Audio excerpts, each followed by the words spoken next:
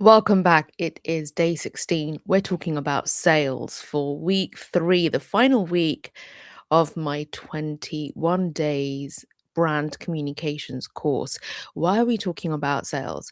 Well, the reason why I'm showing you the playlist for this course right here on YouTube, and you're on day 16, we've covered a great deal amount from day 1, which is about your North Star, your core values as a brand. We continued getting to know your audience, your stakeholders, integrating all those aspects of brand communications.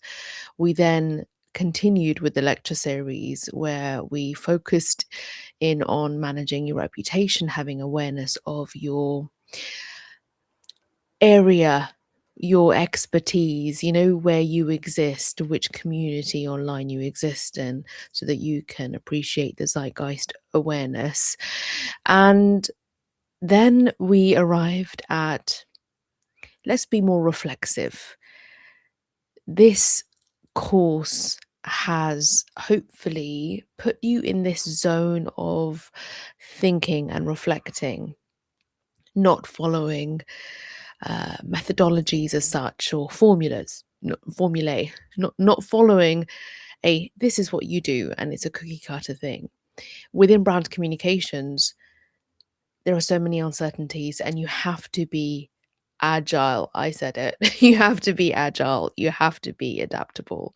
And so you have to practice this ability to zoom out. So we've been doing a lot of that. How do we arrive at sales? We arrived at sales because in day 15, I gave you some stories. It was like a story time where I shared my experience of sales and how I'm allergic to it. But I do it in communications because you're advocating for something, you're endorsing something, you are making representations on behalf of a client, you are pitching all the time. You are looking to influence and convince stakeholders. You're doing sales. So we're going to now chop this up.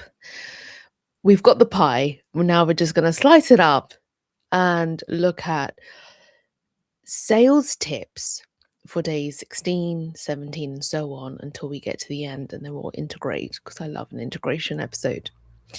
And we're going to talk about how this series, this course, each day can apply to what I'm speaking to. So you can use this as a reference as well.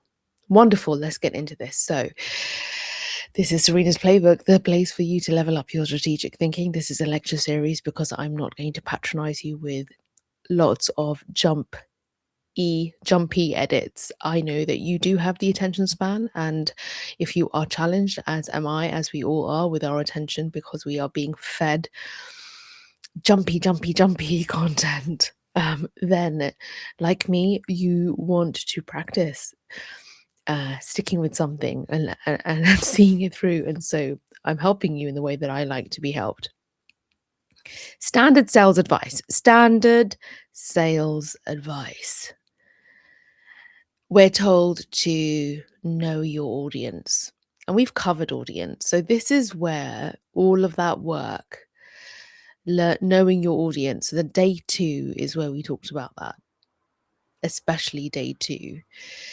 Knowing your audience then means that you know your prospect, the sales prospect, who you're targeting, and you understand their pain points, and therefore you tailor your pitch.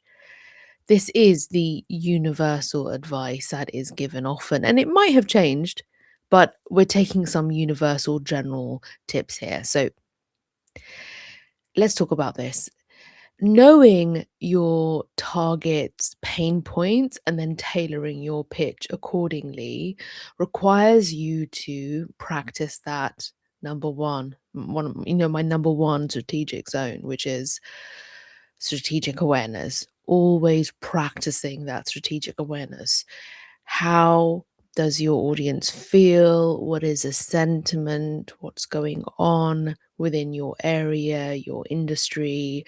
Having that awareness, not working in a silo. When you are working in a holistic way, when you are plugged in, you can, on the spot, pull 1, 2, 3 pain points of your target prospect just off the top of your head. Of course you can, because you're immersed in this. If you go to day 2 of 21, knowing your audience, we talked about who you think you're serving and then who you're not actually serving with your content, with your product, but especially with your communications, and to check in with ourselves. Hang about, who am I actually talking to? And what are the methods that we are talking to them through, such as day 5 of 21, we looked at your content ecosystem, your content architecture, which is zone of my 7 strategic zones. It's, what is it? Zone 5. Got zone 5. So having the awareness, but not just the awareness, okay? It's like being an athlete or very active in a sport. You have your equipment to hand, your accessories to hand, all the things that support you in the activity to hand when you need it, should you need it. But it's only through that daily routine, through that daily practice, that you know what's at your fingertips. The things within your grasp. Bricolage concept that I talk about a lot, using what you have within your arsenal. And so you have awareness of your audience, you have awareness of whom you are targeting. Let's have a sip of my London Nootropics adaptogenic coffee. And so having to do the research of your prospect to understand their pain points might be a useful exercise for you to do now and then if you're not involved in brand communications. Because if you are a communicator, let's just say you're in politics, you have got to know, what's the zeitgeist saying? What's the sentiment out there? What's the mood in the air? There's a reason why politicians suddenly started going on long form podcast shows. So you've got to have awareness of the trends, what's going on in practice. And if you are plugged in, then you will be able to recall, oh, yes, there was that conversation with that stakeholder or that competitor of my adjacent community. Remember, in day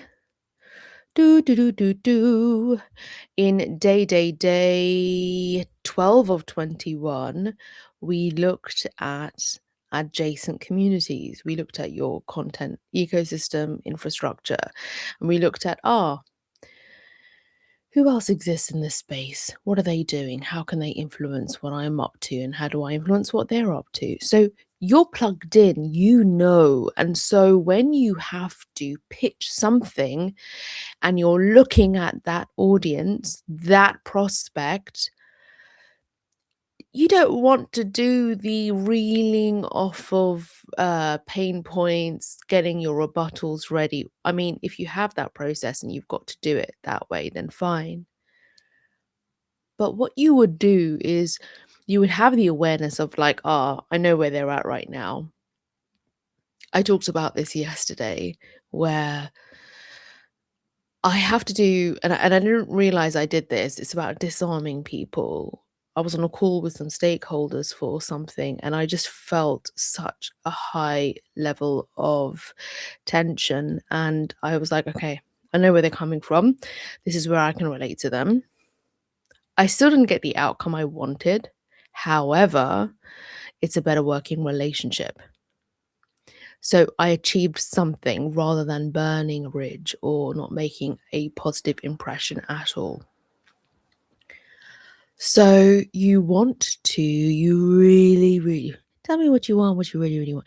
You want to know what they want from you. And you would therefore adjust yourself accordingly. So knowing your audience it's not sufficient to spend half an hour, to spend an hour doing some deep dive. What you need the most is to be plugged in, because then the sales pitch, the convincing bit, the influencing part will roll off your tongue because you're in it. You're in it. When you're not in it and you're not truly exposing yourself to that area of interest, so what is the mood right now, how do people feel, if this is a product, what do these kinds of customers feel, what are they experiencing? If you're not immersed in it, there's no point. If you're getting a job as a communicator for a brand or a product and you're just treating it as for these hours I'm just going to deliver these things and just deliver, and that's it, and then I'm done, you're not plugged in. If you're an entrepreneur and you're the owner of the brand, then you are plugged in 24/7. You might not get enough time out to zoom out because you're wearing so many hats and it's hard, and then you need consultants. The consultants you get in, they need to be plugged in. You need to get consultants who are plugged in so that they can communicate effectively with authority and so that they can convince your target, whoever your prospect is, your sales prospect. But we're looking at sales in a who do I want to influence to get their understanding, their belief, to engage with them positively, impactfully, powerfully, for them to, yes, perhaps they would buy something from me, but even to grow your audience and to get the kind of authority in a space that we all essentially want. So for this day, it was about knowing your audience means being in the mix, like really being in the mix. If you're not in the mix, what are you doing? What are you doing? I will leave you with one anecdote. Shout out to university student Sharon, who was on my doorstep and was fundraising. You know, when you have to sign up to a direct debit to give 10, 20, 30 pounds, whatever the case may be, whatever the amount is, to a charity. And Sharon, who happened to be originally from an area where I grew up in London, connected with me so brilliantly. She knows she's knocking on doors and cold calling. She knows her audience are people who are at home, perhaps working from home, perhaps managing children, perhaps the elderly, and they don't have much time. She knows she has to be super pleasant and connect emotionally. That's exactly what she did. And then when it came to the process of signing, and I actually said to her for the first half of the conversation, "You're fantastic. I'll take your details." And I did. And if anything comes up, I'm going to let you know.